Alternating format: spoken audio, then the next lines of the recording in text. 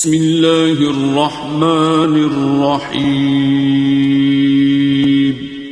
شروع اللہ کا نام لے کر جو بڑا مہربان نہایت رحم والا۔ میں اس شخص کو کبھی بھول نہیں سکتا جس نے خود مجھے یہ کہانی سنائی، آج بھی زندہ ہے، گو بڑھاپے کی اس عمر میں ہے کہ اب آنا جانا معطل ہو گیا ہے۔ اس نے کہا کہ ہم جب پاکستان کے لیے سفر کر رہے تھے، راستے میں سکھوں نے یلغار کی اور ہمارا مختصر سا قافلہ تھا، کماد کے کھیت میں چھپ گیا۔ باہر سکھ بو سونگ رہے تھے کہ شاید یہاں کوئی چھپا نہ ہو۔ ہم نے اپنے دم جو ہیں وہ دبائے ہوئے تھے۔ ایک چھوٹا سا بچہ تھا جو کماد کے اس کھیت میں گرمی کی شدت کی وجہ سے روتا تھا، تو سارے لوگ اس کی ماں کو گھورتے تھے، تو اس کی ماں نے اپنے ہاتھوں سے اپنے بیٹے کا گلا دبا دیا۔ یہ کوئی تماشا نہیں ہے، پاکستان کتنے لوگوں کے خون پر معرض وجود میں آیا۔ میں ایک شخص کی کہانی پڑھ رہا تھا، وہ کہتا میں ایک کھیت میں چھپا تھا اور پیچھے سے سکھ اور آگے ستلج کا دریا تھا، اور میں نے سوچا کہ مجھے تیرنا تو آتا نہیں، لیکن کوئی لکڑی پکڑ کر کے میں دریا کے اندر داخل ہو جاؤں، اگر بچ سکا تو بچ جاؤں گا، نہیں تو سکھوں کی تلوار کا شکار تو نہیں ہوں گا، موج دریا میری قبر بن جائے گی۔ وہ کہتا ہے کہ جب میں دریا میں ایک لکڑی لے کر چھلانگ لگائی تو میں نے دیکھا کہ بہت سارے لوگ جو ہیں وہ دریا میں تھے، اور میں نے کہا شاید یہ بھی چھلانگیں لگا کے تیر رہے ہیں، لیکن جب میں نے دیکھا تو سارا دریا لاشوں سے بھرا ہوا تھا۔ میں ان میں سے ایک زندہ تھا جو اس لکڑی پہ تیر رہا تھا، باقی ساری لاشیں جو ہیں وہ دریا میں بہہ رہی تھیں۔ پاکستان کی طرف آنے والے جتنے بھی راستے تھے، گرداسپور، امرتسر، ہوشیارپور یا جتنے بھی علاقے تھے، راستے میں کوئی کنواں ایسا نہیں تھا جس میں مزید لاشوں کے گرنے کی گنجائش موجود ہو۔ ہندو لوگ اور جو سکھ لوگ بیٹیوں پہ اور عورتوں پہ حملہ آور ہوتے اور وہ اپنی آبرو بچانے کے لیے ان کنووں کے اندر چھلانگ لگا دیتی، اور بہت ساری عورتیں اس وقت ان کے نرغے میں اور ان کے ہتھے چڑھ گئی تھی، اور آج تک جو ہے وہ ان کے بیٹوں کی مائیں ہیں۔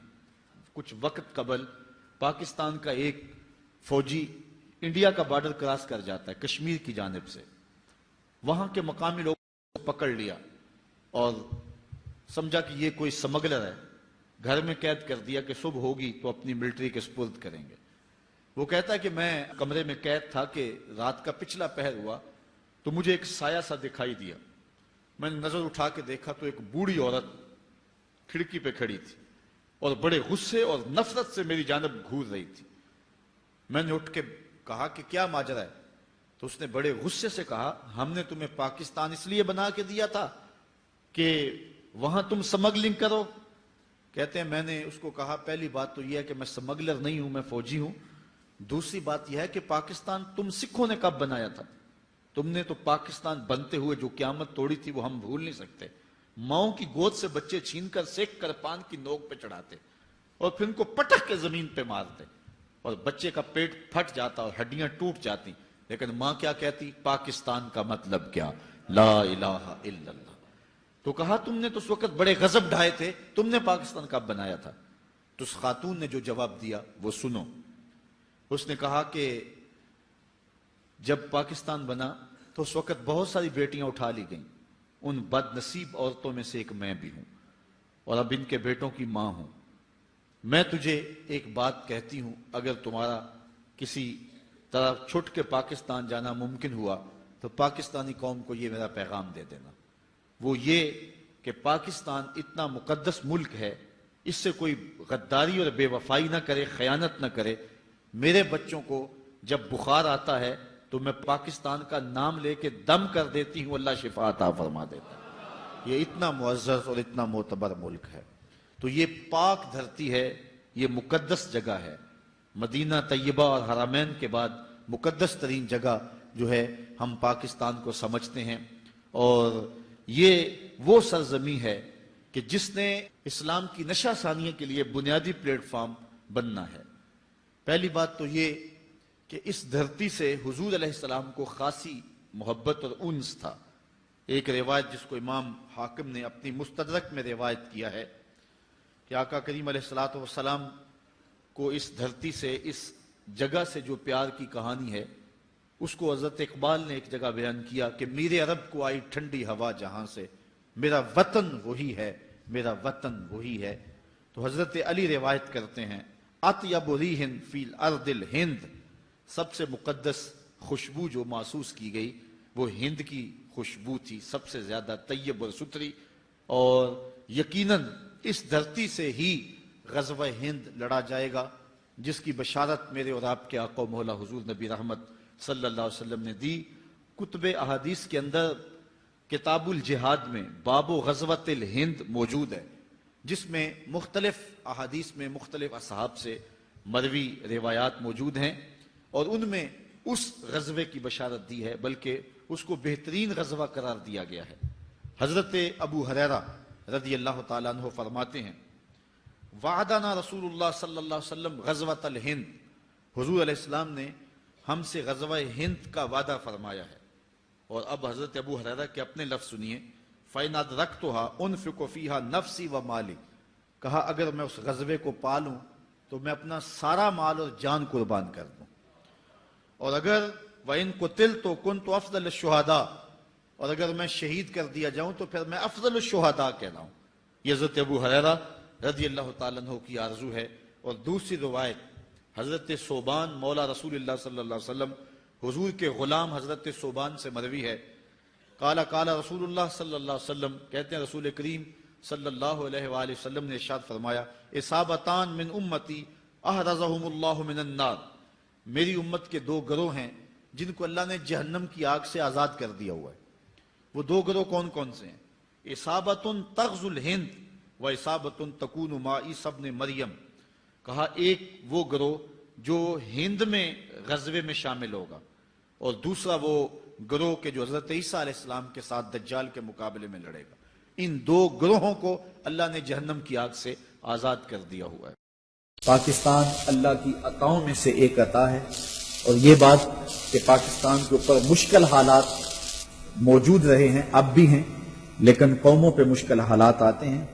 ایک بات طے ہے، پاکستان مٹنے کے لیے بنا نہیں، قیامت تک رہنے کے لیے ماض وجود میں آئے گا انشاءاللہ۔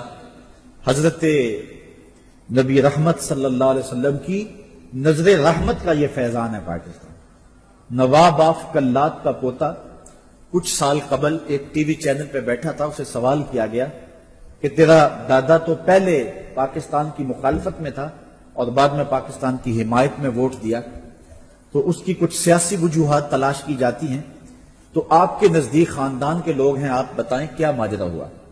تو اس نے جو جواب دیا، میرے اور آپ کے لیے ٹھنڈک اور تسکین کا سبب ہے، اور آج ہم وطن کے لیے محبتوں کا اظہار کر کے مشکل راستوں سے نکل کے آئے ہیں، تو ہمارے لیے جو ہے وہ یہ ٹھنڈک اور تسکین کا سبب ہے۔ نواب آف کلات کا پوتا کہتا ہے کہ میرے دادا نے پاکستان کی مخالفت میں جو ہے وہ ووٹ دینے کا فیصلہ کیا تھا، لیکن جب آخری رات آئی تو خواب میں حضور کی زیارت نصیب ہوئی، اور آقا کریم نے فرمایا پاکستان کو ووٹ دینا ہے۔ تو پاکستان حضور علیہ الصلوۃ والسلام کی نگاہوں کا فیضان ہے۔ ہمارے بزرگوں نے، ہمارے اسلاف نے، اولیاء کاملین واصلین نے پاکستان کو بنانے کے اندر، آل انڈیا سنی بناس کانفرنس کے اندر 5000 علماء نے اس عزم کا اظہار کیا تھا۔ کسی وجہ سے قائد اعظم مطالبہ پاکستان سے دستبردار بھی ہو جاتے ہیں تو ہم پاکستان بنا کے دم لیں گے۔ اور پیر سید جماعت علی شاہ علیہ رحمہ کی جو کاوشیں ہیں ان کو کبھی نہیں بھولا جا سکتا۔ نصاب کے اندر کون داخل ہو گیا اور کس کو خارج کر دیا گیا، ہم نے اپنی تاریخ منبر و محراب کے ذریعے سے زندہ رکھنی اور باقی رکھنی۔ ہمارے اسلاف نے اس پاکستان کی بنیادوں میں اپنا خون پیش کیا تھا۔ علامہ فضل حق خیر آبادی سے لے کر کے جو ہے پیر سید جماعت علی شاہ صاحب تک کی کہانیاں جو ہے وہ دنیا کے سامنے ہیں۔ تو آئیے آج ہم اپنے وطن کے ساتھ محبتوں کا اظہار یوں بھی کر سکتے ہیں کہ ہم سجدوں میں سر رکھ کے اللہ کی بارگاہ میں عرض کریں، مالک میرے وطن کی مانگ سلامت رکھنا، اور میرے وطن کے ایک ایک گوشے کی، کھیتوں کی، کھلیانوں کی، شہروں کی، بستیوں کی، مرد و زن کی خیر فرمانا، اور اپنا خاص کرم فضل ہم سب کے شامل حال فرمانا۔ آفاق کے ہر ہر گوشے میں قرآن سنا کر دم لینا، اب رکنا نہیں، اب تھمنا نہیں، فردوس میں جا کر دم لینا آفاق کے ہر ہر گوشے میں قرآن سنا کر دم لینا اب رکنا نہیں اب تھمنا نہیں آفاق کے ہر ہر گوشے میں قرآن سنا کر دم لینا اب رکنا نہیں اب تھمنا